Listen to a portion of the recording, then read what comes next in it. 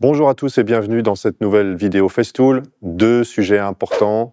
D'abord, l'évolution de notre HKC55 qui s'appelle maintenant la HKC55 KEB. Comme certains d'entre vous ont pu l'entendre de ma part, même lors de formations ou de vidéos, cette-ci est un très bon outil compatible avec des rails de coupe d'onglet, donc très intéressant, mais avait un petit manque de puissance jusqu'à maintenant, fonctionnant sur une batterie de 18 volts. Et on a fait des évolutions sérieuses sur cette machine pour lui apporter cette puissance manquante. Je vais vous expliquer un peu comment on a fait pour arriver à ce résultat.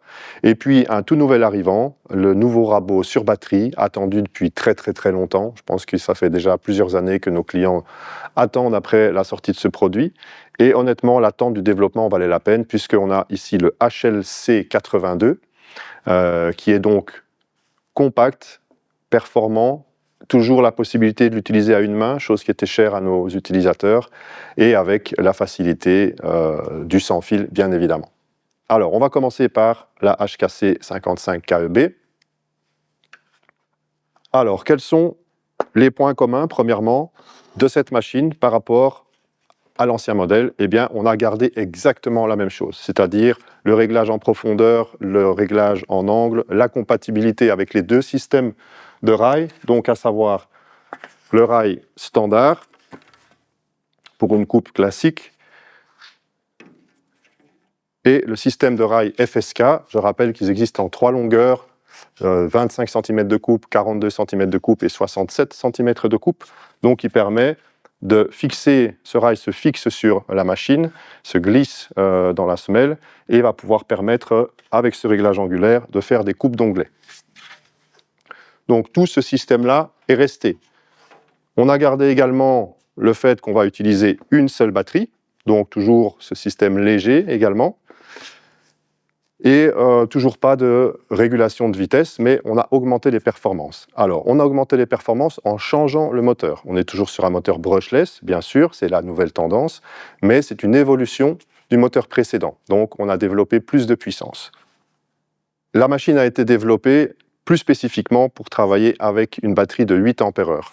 Donc, ces nouvelles batteries, qui sont sorties maintenant il y a quelques temps, permettent d'avoir des pics jusqu'à 80 ampères, ce qui permet en gros de pouvoir suivre la demande du moteur. C'est-à-dire si vous êtes en train de scier quelque chose d'épais et de dur, la résistance du matériau va faire que le moteur va demander un surplus de puissance, et bien cette batterie va pouvoir la délivrer sans problème, ce qui est déjà une grosse différence par rapport aux anciens modèles qui étaient conseillés avec les batteries de 5,2 ampères-heure. Donc, nouveau moteur, couplé avec la nouvelle batterie de 8 ampères-heure. Autre changement important a été fait sur les lames. Effectivement, on reste sur la même orientation, c'est-à-dire plutôt pour l'ossature bois, la charpente, mais on a de nouveau diminué l'épaisseur des lames. On est maintenant passé de 1,8 à 1,6 en épaisseur, ce qui va diminuer la résistance de travail dans le matériau et donc augmenter les performances. Moins de frottement, plus de facilité et donc moins d'utilisation d'énergie pour quelque chose qui n'apporte pas de résultat. Alors, tant qu'on parle des lames de scie, quelles sont justement ces nouvelles lames présentes dans la gamme? Donc toujours 4 lames dans la gamme de lames pour la HKC55. On va avoir en livraison standard la lame 18 dents, qui est un choix idéal, puisque ça va être la lame vraiment parfaite pour faire les coupes d'onglets en travers des fibres.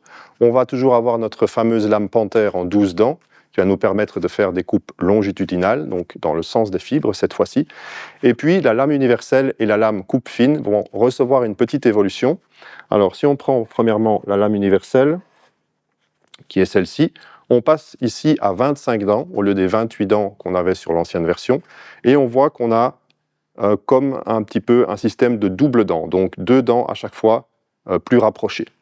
On va retrouver ce système-là un petit peu sur la lame denture fine, qui elle a 35 dents, et là on voit bien qu'il y a une double dent, 2 dents très rapprochées. Alors ce système de double dent va nous permettre de garder une coupe très droite, malgré la faible épaisseur de la lame, et également de diminuer encore la présence d'éclats, que ce soit en lame universelle sur du panneau de construction par exemple, ou que ce soit ici pour des panneaux avec un revêtement plus fragile pour vraiment faire une coupe sans éclat. Donc voilà ce qui est nouveau au niveau des performances. Donc Nouvelle lame de faible épaisseur, 1,6 mm. Nouveau moteur brushless et la batterie de 8 ampères. Ces trois éléments combinés vont faire que la machine a vraiment un surplus de puissance très appréciable. Dernière chose, cette machine est également une machine très sécurisante puisqu'elle est munie maintenant du kickback stop. Quoi demander de plus? Elle a vraiment tout ce qu'il fallait pour en faire l'outil parfait. Alors, avant de passer au rabot, je vais faire une petite démonstration de coupe dans un panneau d'EVA de 40 mm. Quelque chose qui était très difficilement réalisable avec l'ancienne version. On sentait que la scie avait vraiment du mal. Et vous allez voir ici qu'avec la lame standard de 18 ans, la batterie de 8 ampères et ce nouveau moteur, on passe dans cet EVA massif comme si c'était un petit panneau. Je vais commencer par connecter la scie avec l'aspirateur. Alors j'utilise ici un tuyau de 36 mm de diamètre parce que c'est mieux pour le rabot, mais c'est tout à fait utilisable pour la scie et en fait ça va aussi améliorer l'aspiration pour la scie. Je vais maintenant mettre la batterie de 8 ampères-heure, connecter avec mon aspirateur.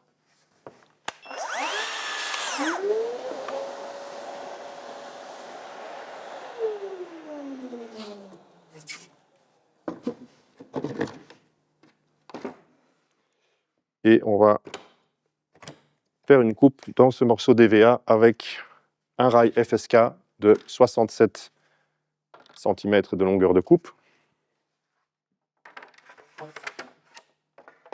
J'oublie pas les protections auditives.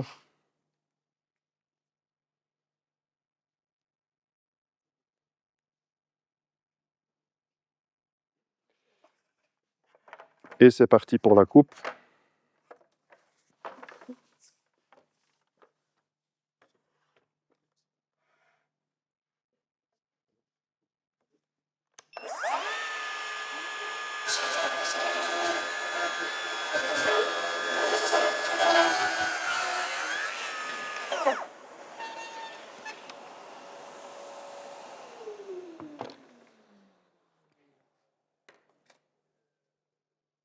Donc, comme vous avez pu le voir, la coupe est extrêmement facile. Vraiment, on n'a pas ce sentiment de résistance et de moteur qui commence à ralentir sous l'effet de la résistance du bois. Et toujours les mêmes qualités également de performance, même avec ces nouvelles lames en 1,6 mm. La coupe est droite, la coupe est propre. Et donc, que du bonheur de travailler avec cette nouvelle HKC 55 KEB.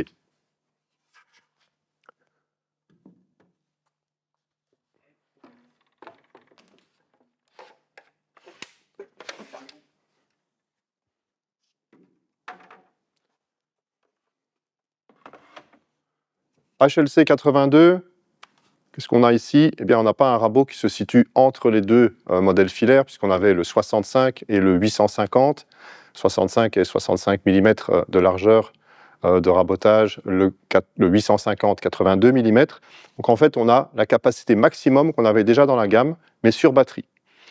Comment est-ce qu'on a pu réaliser cet exploit, d'avoir autant de puissance sur un système sur batterie? Eh bien, de nouveau, on a un moteur brushless haute performance et on va avoir développé également une nouvelle batterie, une batterie 5 ampères, mais 5 ampères high power, donc dans la même série de ce qu'on avait commencé avec la 4 ampères et puis la 8 ampères. On a maintenant cette batterie entre les deux, la 5 ampères high power qui va vraiment amener un surplus de puissance. Et donc ça, c'est une batterie qui est vraiment idéale pour travailler avec le HLC 82. Question de rapport poids, maniabilité, puissance.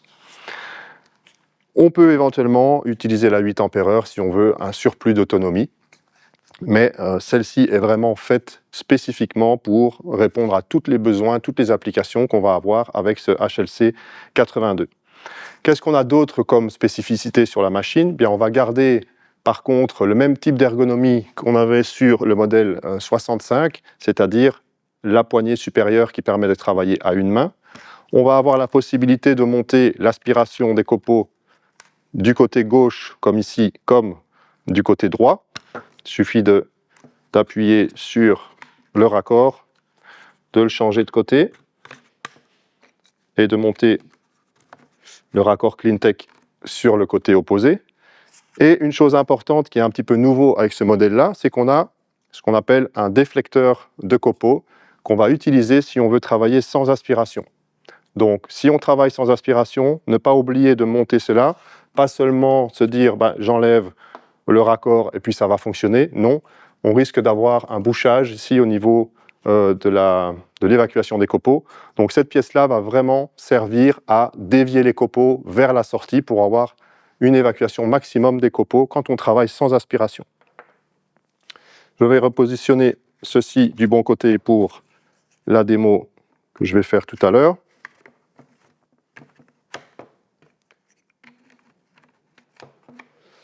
Donc au niveau de la capacité, on a 2,5 mm de profondeur possible en une seule passe. Le réglage ici, millimétrique naturellement, par dixième de millimètre. Et puis on va avoir au niveau des accessoires, le standard qu'on connaissait déjà, c'est-à-dire la butée latérale qui va permettre de régler la largeur de la bâtée qu'on veut faire, la butée dans le sens de la profondeur qui, elle, va permettre de faire un stop au niveau de la profondeur de travail que l'on veut réaliser. Et puis quelque chose de nouveau, c'est cette semelle spéciale qui va permettre d'avoir un très bon guidage pour pouvoir faire des chanfreins à 45 degrés. Largeur de chanfrein possible de 4 mm jusqu'à 8 mm. Je vais maintenant procéder à une petite démonstration pratique, bien sûr. Donc on va faire un petit peu les trois possibilités principales, à savoir le rabotage standard sur toute la largeur. On va faire un chanfrein à 45 degrés de 6 mm de large, et puis on va faire une bâtée également, et on va voir comment on peut utiliser les rabots pour faire ces différentes opérations. Donc ce qui est intéressant ici, c'est que j'ai une poutre qui est brute de sciage.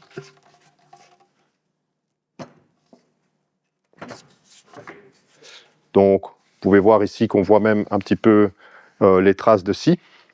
Et on va voir ce que le rabotage va permettre d'éliminer à ce niveau-là.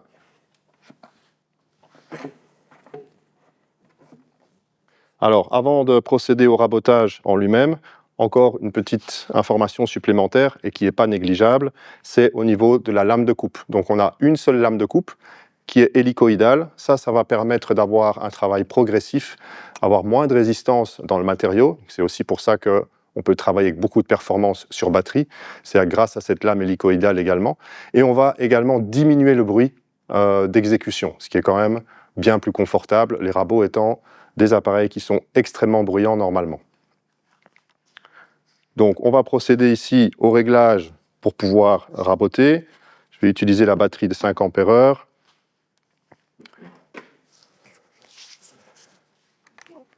Connecté avec le tuyau d'aspiration.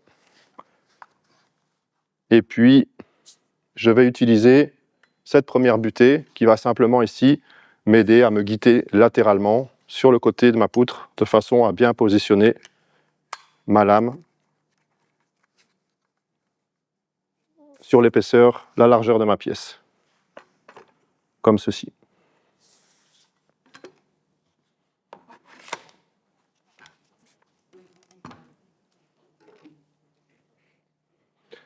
Alors je ne vais pas faire une opération complète de rabotage, mais je vais enlever d'abord une passe d'1,5 mm par exemple, et puis faire une passe de finition de 0,5 de façon à avoir l'aspect le plus lisse possible.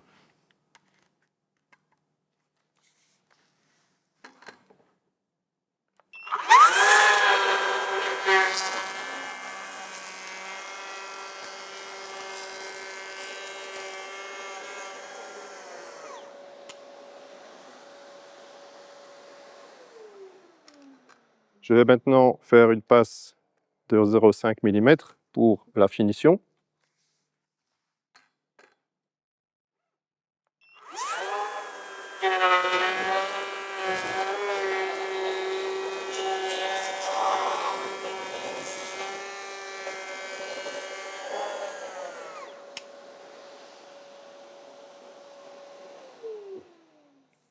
Je vais donc maintenant régler ma machine pour pouvoir faire un chanfrein sur le côté droit de ma poutre ici. Donc je vais commencer par démonter la butée latérale. Alors, on a deux possibilités.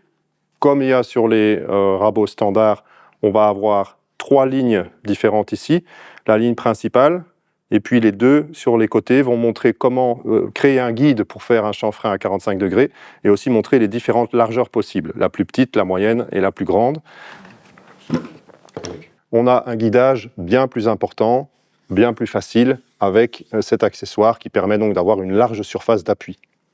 Alors, on va pouvoir réaliser des chanfreins de 4 mm de largeur minimum jusqu'à 8 mm de largeur maximum, et on va augmenter de 1 mm en augmentant de 0,5 sur le réglage. Donc 1 mm pour 0,5 réglé avec la molette ici. Donc moi ici, pour faire un chanfrein de 6 mm par exemple, je vais me mettre sur la position 1 mm. Je vais glisser l'accessoire sur la semelle, valider la position avec les 2 vis de serrage. Et donc je vais pouvoir réaliser mon chanfrein en étant parfaitement guidé sur la semelle bien large qui me permet de vraiment pas bouger lors de la réalisation du chanfrein.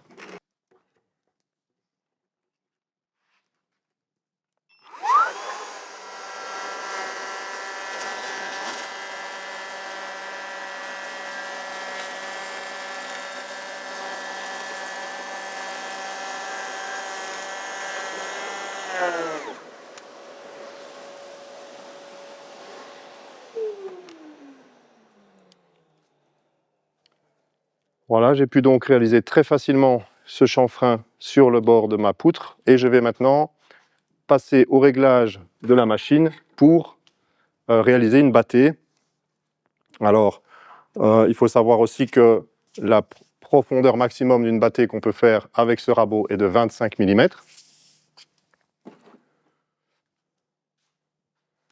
Je vais retirer l'accessoire pour faire le chanfrein.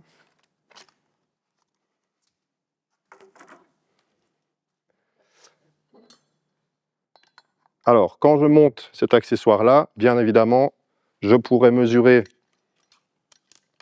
la largeur de ma bâtée en mesurant ici entre la butée et l'extrémité de la semelle, mais je peux aussi simplement venir mesurer le décalage au niveau de cette zone-là. Donc le glissement qui permet le réglage me permet également de mesurer la largeur de la bâtée entre l'extrémité du profil et la petite cale ici. Donc je vais prendre par exemple 30 mm.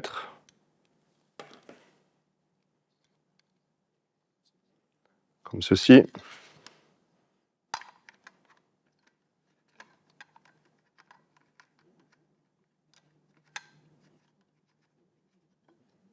Donc je peux vérifier effectivement que les 30 mm que j'ai là se reportent bien le long de ma semelle. Et puis je vais également maintenant choisir une profondeur de bâtée maximum. Et ici, je propose de faire une bâtée de 10 mm de profondeur. Donc j'ai un petit réglage millimétrique que je peux consulter sur le bord ici. Donc, je vais premièrement fixer la butée de réglage en profondeur et je vais régler en utilisant la petite flèche qui est présente sur le bâti de la machine et la mettre en face du 10 mm. Donc j'ai réglé ma machine pour faire cette bâtée, je vais faire des passes de 2 mm et faire ma dernière passe de 0,4, 0,5 mm. Je vais un peu voir qu'est-ce qui me reste comme matériel précisément après ces passes-là pour pouvoir déterminer comment est-ce que je peux venir m'appuyer sur la butée pour justement régler précisément la fin de la profondeur de ma bâtée.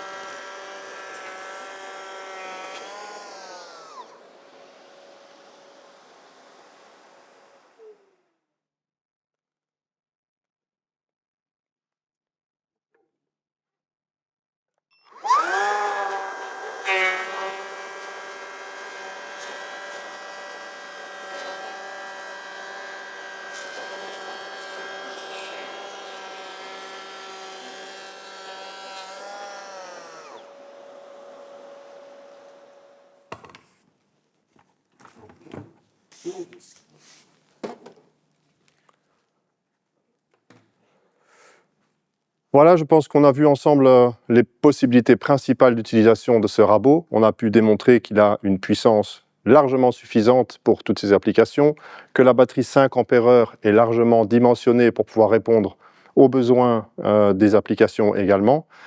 Quoi dire de plus? Au niveau de la livraison, vous allez avoir deux possibilités.